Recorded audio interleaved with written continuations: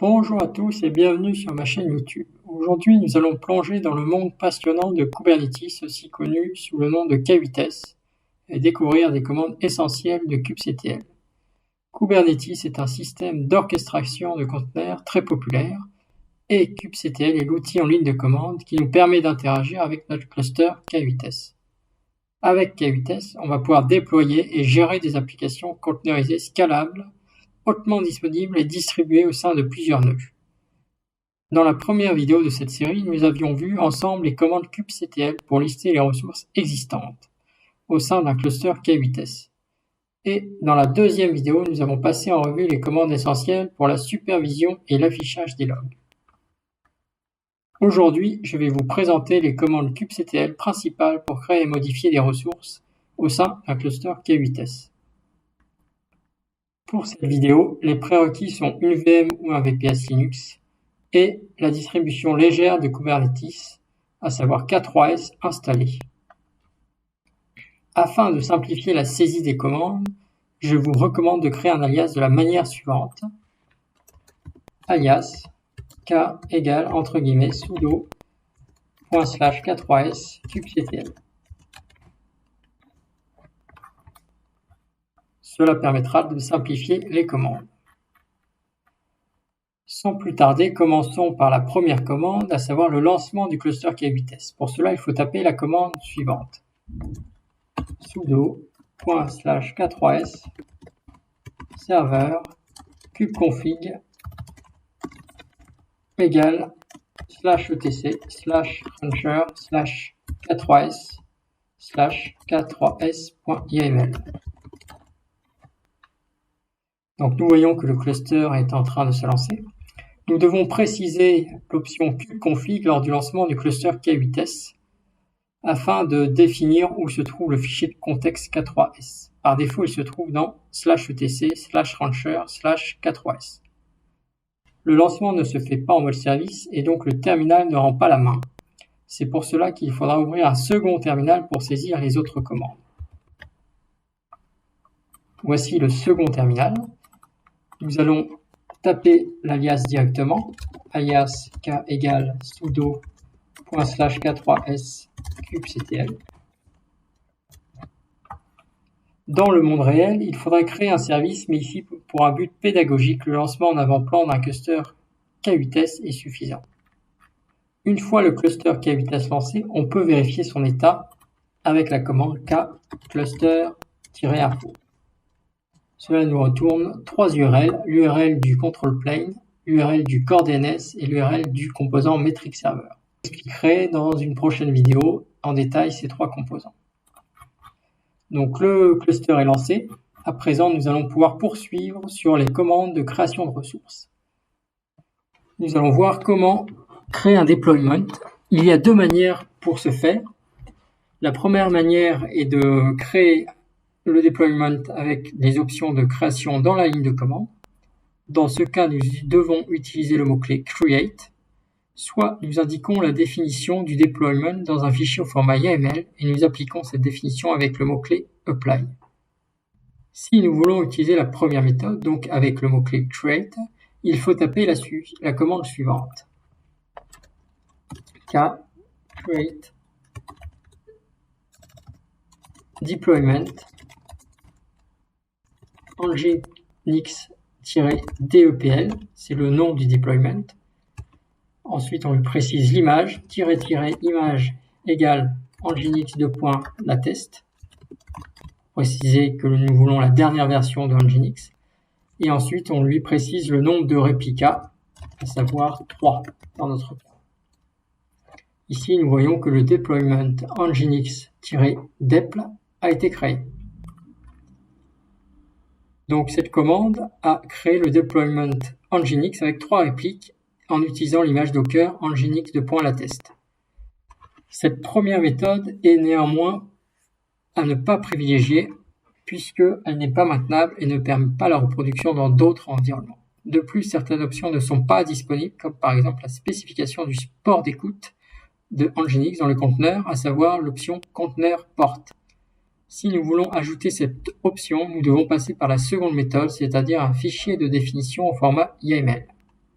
Ensuite, nous pouvons vérifier que le deployment a bien été créé, malgré cette phrase qui nous indique qu'il a été créé, avec la commande kgetDeployments. Nous voyons ici une ligne nginx-depl avec 3 sur 3 en ready, c'est-à-dire les 3 réplicas sont au statut ready. Et on peut également vérifier avec une autre commande qui est la suivante, kdescribe deployments nginx-depl. Et nous voyons ici les informations du deployment nginx-depl. Donc cela signifie que le deployment a bien été créé et nous voyons ici que nous avons 3 réplicas. Pour accéder ensuite à une application déployée, nous devons exposer le deployment via un service. Voici un exemple de commande pour créer un service de type cluster IP pour le deployment nginx-depl. Kexpose deployment nginx-depl --port égale 80 --target port égale 80.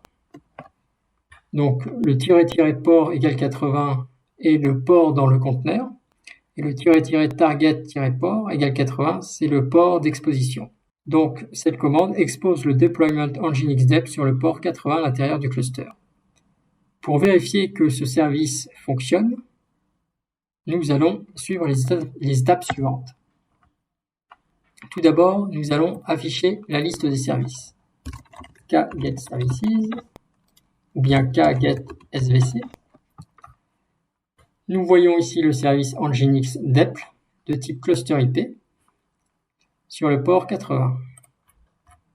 Nous pouvons donc accéder à l'intérieur du cluster en utilisant le nom du service. Pour cela, il faut récupérer les endpoints du service. Cela se fait avec la commande describe. Donc nous tapons ensuite kdescribe service nginx-depl.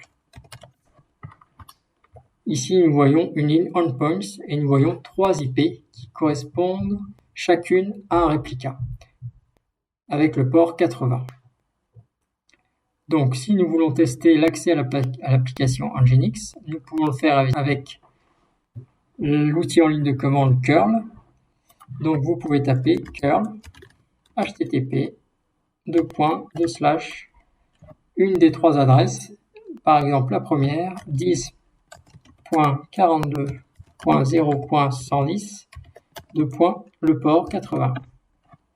Nous voyons ici la page d'accueil d'Nginx, donc cela veut dire que le service fonctionne et que le deployment également est opérationnel. Si nous avions un service de type load balancer ou null port, l'accès se ferait d'une autre manière. Nous verrons cela dans une prochaine vidéo. Nous avons donc à présent créé un deployment en spécifiant les options en ligne de commande. Nous allons maintenant voir la méthode à privilégier, c'est-à-dire la création d'un deployment à l'aide d'un fichier de définition YAML. Donc vous trouverez le fichier de définition YAML dans la description de la vidéo. Donc nous allons l'ouvrir. Moi, il est déjà créé sur ma machine. Il s'appelle nginx-deployment.yml. Je vais vous le montrer et le décrire. Donc en premier, on a toujours les mêmes balises. Donc on a toujours API version en première ligne. Ensuite, on a le type d'objet ici kind, donc c'est un deployment. Ensuite, on a les metadata, donc qui contient le nom du deployment, nginx-deployment. Et ensuite, on a les spécifications. Donc nous avons dedans les réplicas qui sont au nombre de 3. Ensuite, nous avons l'image utilisée, nginx.latest, et l'image du pod Nginx, ainsi que le port, donc l'option conteneur port 80, qui est en fait le port d'écoute de Nginx dans le conteneur. Voilà en gros pour ce fichier de deployment, en sachant que pour d'autres objets, on a toujours à peu près les mêmes balises, et on peut avoir donc des deployments beaucoup plus compliqués. Ici, c'est un deployment qui est assez simple. Donc une fois que vous avez copié-collé ce fichier sur votre machine Linux, il suffit d'exécuter la commande suivante pour créer l'objet deployment. Vous allez utiliser le mot-clé apply, donc K apply-f nginx deployment YAML. Donc ici, nous voyons que le deployment nginx-deployment a été créé. Nous pouvons vérifier cela avec la commande kget-deployment.